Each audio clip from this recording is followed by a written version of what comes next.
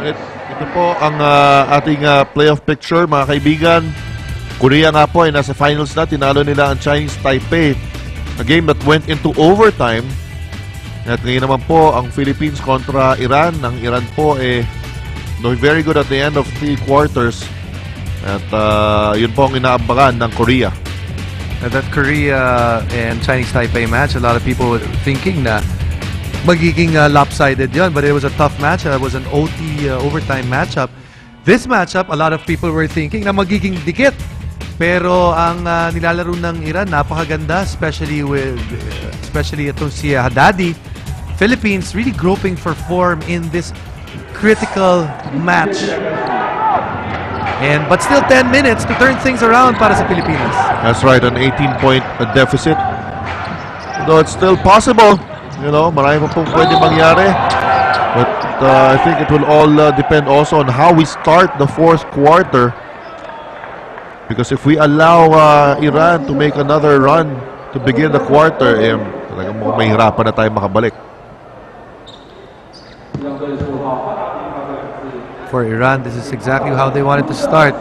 Philippines got a zone, move the basketball, tapos maibigay dun sa malaki nyo. Such a luxury to have a big man that can actually shoot free throws. Ito si Haddadi gets fouled, and you will get fouled if you're a big man. And when you get fouled, kung pa-shoot mo yung free throws mo, mawawalan ng kumpiyansa na foulin ka yung kalaban mo. Haddadi, 32 points already. Ito na ngayon si Chris Chu. Binigay kay Doughtit, nawala ng bola. There's too many turnovers for the Philippines. Probably in the last 8 possessions of the Philippines, half of that have resulted in turnovers. Points in the paint, quite evident that it will go the way of Iran dahil nga karamihan dyan nanggaling dun sa kanilang NBA player na si Haddadi.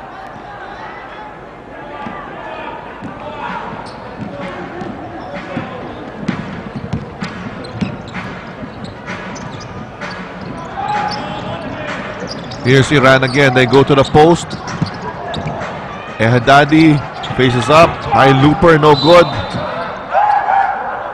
And rebound para sa Iran. At mabuti na lang, lamang sila. Tinawanan na lang nung player ng Iran yung referee. 9 minutes and 13. Philippines got to score ASAP. 19 ang kalamangan. Need to get a couple of points in succession. Itong Pilipinas.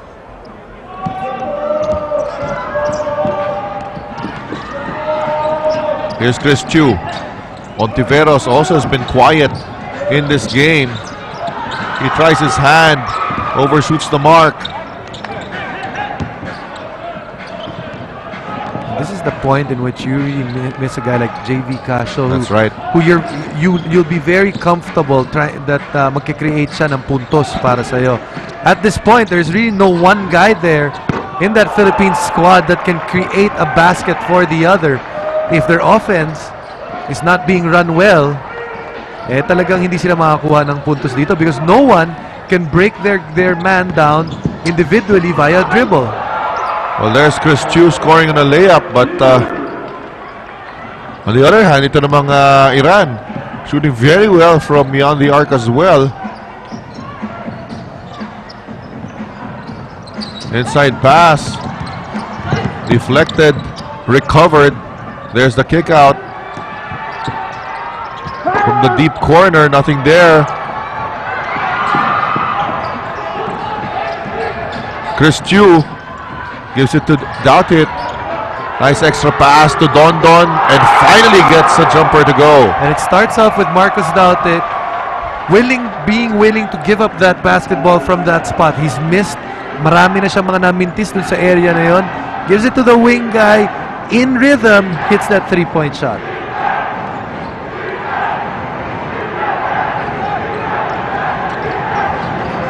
Here's Iran now. There's an open driving lane dahil sa pag-seal nitong si Haddadi. First line of defense, hindi nakaharang. Exactly. Guys at the top cannot give up on the play. Guys at the top right there did not go back after the ball was given up from the wing. Kaya naka-attacking ng madali yung gwardiya sa ibabaw. Sahakian already with 14 points. Chris Chu. It's been a horrible shooting night for Philippines. There's a double team. Nice pass inside. And they connect. And Iran continues to pour it on. Lahat ng ginagawa nila against the Philippines have worked. Philippines have tried to double. Daddy has found the open man. When Philippines have been played the Daddy one-on-one, hindi rin nila mapigil. Kaya kita nyo, yung members ng coaching staff ng Philippines, sumasakit na yung ulo. Oh, this was highly unexpected. Although we are undermanned with JV Casio out.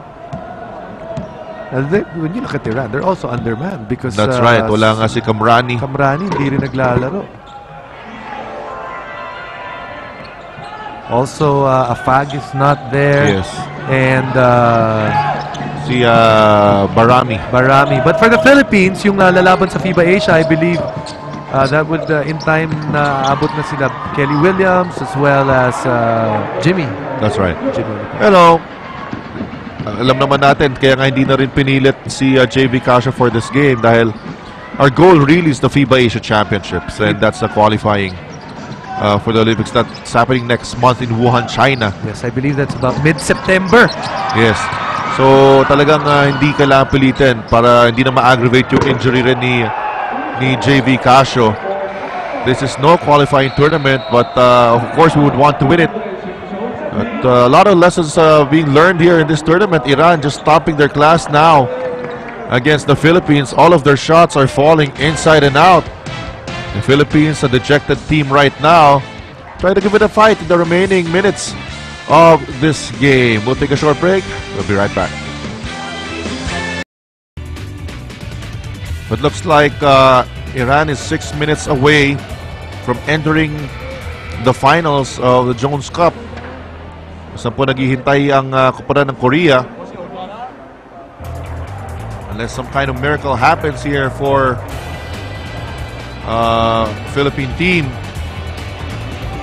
Of course, a lot of disappointment on the Philippine side dahil tinalo nga natin ang kupunan ng Iran nung first game of the tournament. And we won big, Richard. Nung nakalaban natin sila, we won by double digits and we played very well. But the way we played in that first game, that first meeting, very different from how we came out today.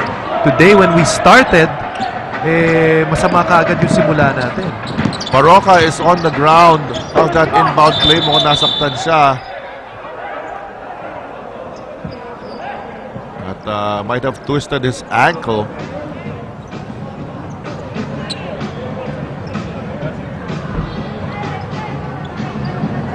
And this is what we don't want to see. Tingnan natin sa nangyari na yan.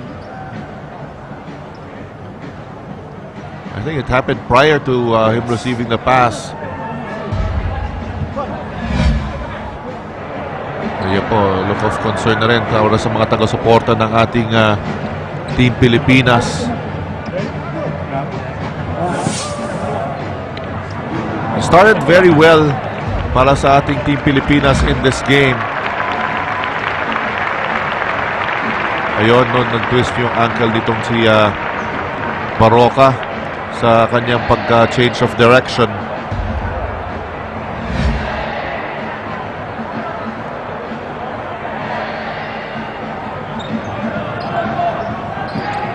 So the ball will go back to the side of Iran as Baroka limps back to the bench.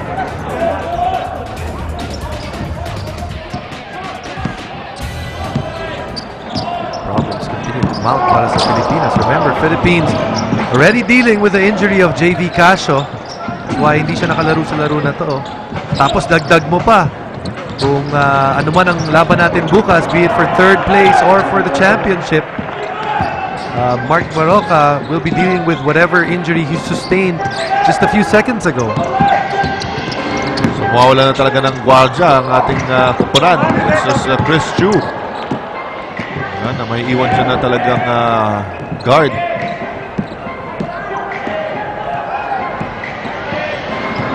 And it's just a different ballgame na dinisplay dito ng Iran. It all started because of the performance of Haddadi, and then everybody just feeding off his game.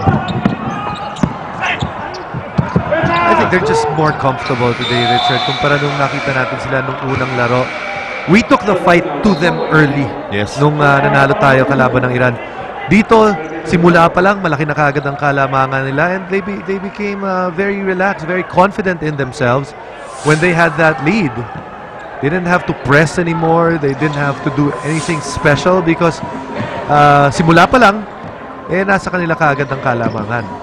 Well, pinasok na si Asi Taulava. Pinagpahinga na ni Coach Raiko si Marcus Douthit. And for the Philippines, usually when you look at individually and game-long brilliance individually, very hard to point a finger on any one player that had a spectacular game for us. And when you're in situations like this, you need some kind of spectacular performance from one of your guys. And di natin nakita yun ngayon. Also credit to defense of Iran. Oh, limiting yes. us to 45 points. They're really very physical. You know, I think they scouted our team very well. Baga, namama itong kupunan natin dito sa game na to. And of course, it helps a lot if you have this giant of a talented player na si Hamed Haddadi. 26-point lead, and the way things are going, looks like the Philippines will be moving over to that third-place game against the hosts with 4 minutes to go. But many lessons ang natutunan dito ng Pilipinas. One thing is obviously, you beat a good team once, they are gonna come back, and they're gonna come back strong. Well, actually, this is the only bad game really that our team has played in this entire tournament. One thing is for sure, one thing that our Team Philippines has proven is that we can compete with the best of the teams in Asia. So, you know, there's still hope. There's still a chance for us in that FIBA Asia Championship. Lalo-lalo na dahil magdadagdagan na at magkakaroon tayo ng reinforcements for those games. At yun ang importante, yun naman talaga ang pinaka-target ng Smart Gilas Pilipinas, na magkaroon ulit ng pagkakataon ng Pilipinas na makalaro sa Olympics. The last time Philippines was in the Olympics, I believe, was in 1972 in Munich. Hindi pa ako pinapanganak noon, pero balita ko, Richard, ano ba yung magkano ticket noon dahil nanood ka? Aba. Nagpanggap ka na naman. Hindi talaga ako pinanganak doon. Dahil sabi ng tatay ko, na nandun na naglaro, few years later, yun ang, ako yung naging inspirasyon niya daw na bumuo ng anak ulit dahil pagkatapos na Olympics. Ayun, yun ang masarap no? Yung experience na nakalaro sa Olympics, nakapunta nga doon. Itong referee, pagod na. Oo, mukhang natamaan itong referee. Ayan, ni Daddy, kita mo, pagbagsak niya, nagulungan niya yung referee. Ayun, Oo, nako, perils of the job. Dito sa ating referee. Sina naman yung referee, dapat tinawagan niya ng foul. Oo nga Pero naman meron tayo, I don't know sa international, pero usually may fourth man na game official para just in case nga na magkaroon ng injury dito sa mga tumatakbong mga referees, Pero the referee seems to be okay.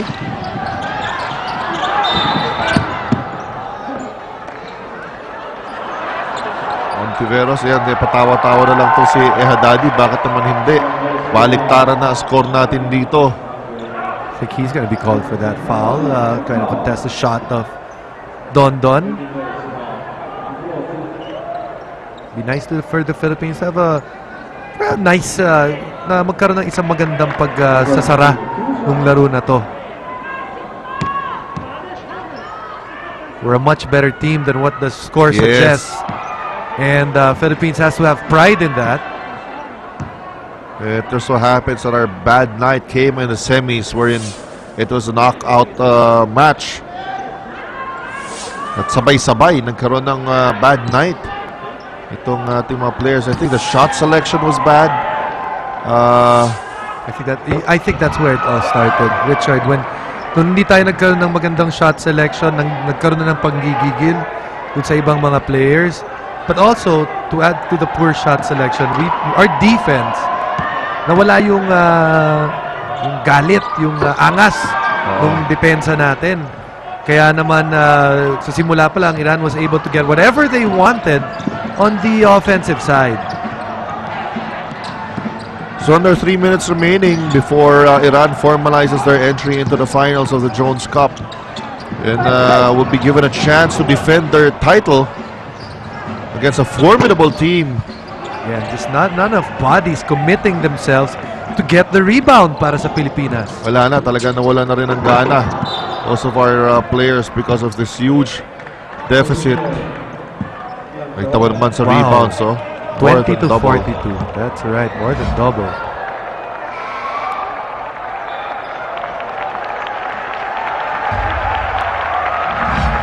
And should probably go. Yes, it does go to Haddadi. And he goes to the bench. Ang papasok naman nila, mas matangkad pa kay Haddadi. That's correct. Si Ruzbahani. Yung coach dito ng Iran, still very animated there in the sidelines. Remember, we beat them by I think about 16, and we probably want to beat the Philippines by more than that. A gallant drive there by Lassiter against the giant, who's Bahani. Malaki nila, di masyado nagmamadali pag tumatakbo. Relax lang oh. Kasi lalaki ng hakbang Yan, pwedeng itulak ni ASEAN. And you can see that his offensive skills, his basketball skills, are not as polished as that of Haddadi. But itong Iran, ganda ng 3-point shooting nila ngayon. One of the things that did them nung kinalaban nila ang Pilipinas is actually their inability to make that 3-point shot consistently. May halo na rin swerte, no? That was from way, way out. Taolava taking it strong, gets the foul.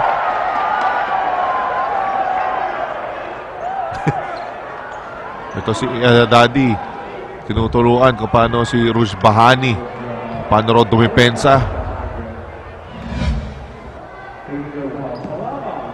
He's a veteran and he knows when a guy is not so pag hindi pa masyadong pulido ang basketball skills ng isang player. Kaya naman inatake niya kaagad yung malaki ng Iran.